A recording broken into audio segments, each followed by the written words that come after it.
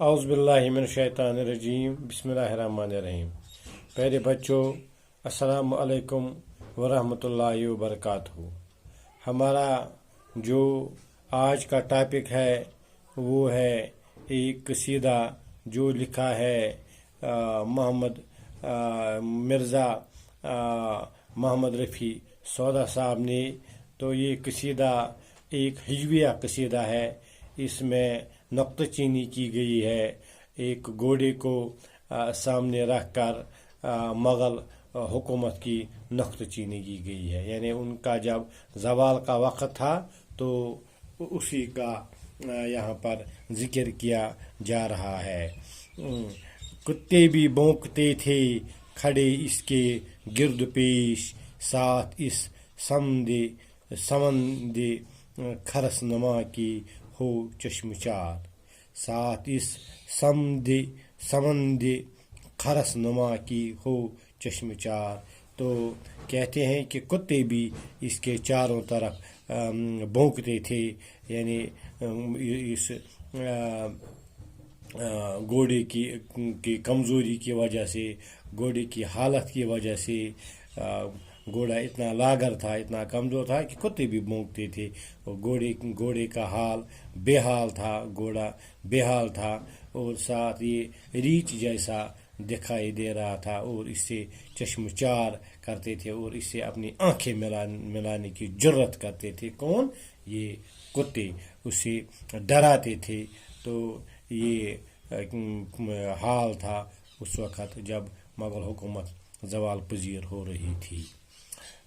اس وقت میں جو اپنی مصیبت پہ کر نظر، میں کہہ رہا تھا کہ میں اپنی مصیبت پہ سوچ رہا تھا کہ مجھے یہ کون سی مصیبت آن پڑی، کہنے لگا، اور میں اپنی مصیبت کو مد نظر رکھ کر کہہ رہا تھا کہ خدا سے یہ رو کے زار زار، میں خدا سے یہ زار زار کہہ رہا تھا کہ میں کس بلا میں پھنس گیا ہوں، میں کس مصیبت میں پھنس گیا ہوں۔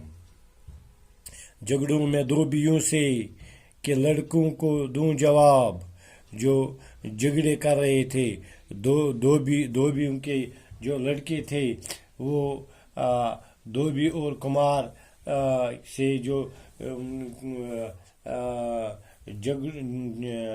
میں دھوبی اور کمار سے جھگڑا کروں یا لڑکوں سے نپٹوں، میں جھگڑوں میں دھوبیوں سے کہ لڑکوں کو دوں جواب، میں لڑائی کروں، میں جھگڑا کروں دھوبیوں سے، دھوبیوں کا جھگڑا میں نپٹاؤں، یہاں کے لڑکوں کو دوں جواب، جو لڑکے تماشا دیکھ رہے تھے، جو ستا رہے تھے اس گھوڑے کو، چاروں طرف بیٹھ کر اس کو ستا رہے تھے۔ میں کتوں سے نپٹوں یا لڑوں کہ مروں اپنا پیٹ مار، میں کس سے یہ جھگڑا کروں، کتوں کو بگاؤں یا لڑکوں سے نپٹوں، یا دھوبی اور کمار کا جھگڑا میں حل کروں، یا اپنا پیٹ مار کر مروں، یا اپنا پیٹ مار کر مروں، یا اپنا یا خود مر جاؤں۔ بارے دعا میری ہوئی اس وقت مستجاب، وہاں سے بہر نمت کیا جنگاہ تک گزار۔ تو لیکن خدا کا کرنا کہ میری دعا قبول ہوئی، خدا کا کرنا تھا، بارے دعا میری ہوئی اس وقت مستجاب ہو گئی، قبول، میری دعا اس وقت قبول ہو گئی۔ اور کسی نہ کسی طرح میں میدان جنگ تک پہنچ گیا، وہاں سے باہر نمت کیا جنگاہ تک گزار، میں بڑی مشکل سے جنگ کہاں تک پہنچ گیا؟ میدان جنگ تک، میں مصیبت سے نکل پڑا، اور میدان، یہ گھوڑے کا حال، یہ مغل حکومت کے زوال کا وقت کیسا تھا، تو یہ بیان ہو رہا ہے۔ دست دعا اٹھا کے میں پھر وقت جنگ کے کہنے لگا جناب الہی میں یوں، جناب الہی میں یوں پکار. تو فرماتے ہیں سوار نے خدا کے حضور دعا کی کہ اے خدا جنگ کی پہلی ہی گولی اس گھوڑے کو لگے. تو میں دعا کر رہا تھا، دست دعا اٹھا کے میں پھر وقت جنگ کے، جب جنگ میں آنے لگا تو میں دعا کرنے لگا، کہنے لگا جناب الہی میں یوں پکار. میں اس طرح پکارتا رہا، میں اللہ سے دست دعا کرتا رہا، میں اللہ کو پکارتا رہا. کیا پکارتا رہا؟ پہلی ہی گولی چھوٹتے اس گھوڑے کے لگے کہ اے خدا جنگ کی نوبت ہی نہ آئے، پہلی ہی گولی جو ہے وہ اس گھوڑے کو لگے. ایسا لگے نہ تیر کے ہوئے نہ تن سے پار.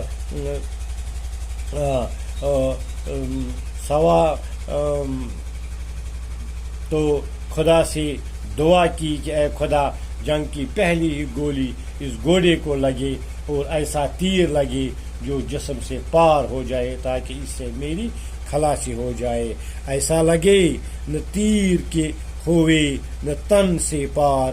تو اس میں یعنی یہ گھوڑا ختم ہو جائے. پہلی ہی یہ کہہ کے میں خدا سے ہوا مستعد بجنگ، اتنے میں مرہٹا بھی ہوا مجھ سے دو چار. تو میں میں خدا سے یہی دعا کر رہا تھا، اے خدا کیونکہ میں خدا سے یہی دعا کر رہا تھا کہ حضور یہی دعا کر رہا تھا کہ اے اللہ ایسا ہو کہ میں جنگ کے لیے تیار ہو گیا، ایسا ویسا کر کے میں جنگ کے لیے تیار ہو گیا. اسی اثنا میں اسی وقت مراٹھا سپاہی مجھ سے لڑنے کے لیے تیار ہو گیا. مراٹھا فوج کا سپاہی جو ہے وہ میرے سامنے آ پہنچا، یہ کہہ کے کہ میں خدا سے ہوا مستعد بجنگ، یعنی کہہ رہا ہے کہ اے خدا میں بڑی مشکل سے جنگ کے لیے تیار ہوا ہوں.